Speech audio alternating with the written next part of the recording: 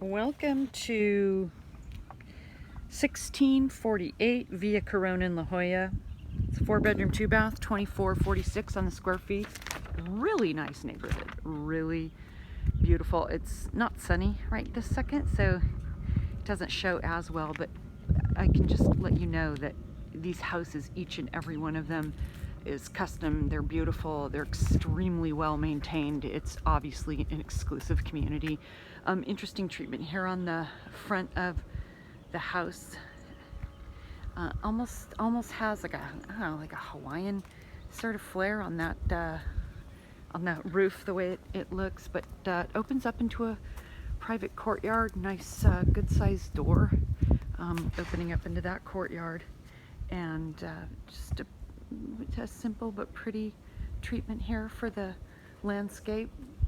Just really nice feel. A couple of little spalliate trees there, a nice little touch. And here we are walking in, and a really beautiful, interesting door. A lot of custom touches here. We come in. Go ahead. This way, thanks. Little lit up spots for art objects. The big shiny floor. This looks like 24 by 24 on these big tile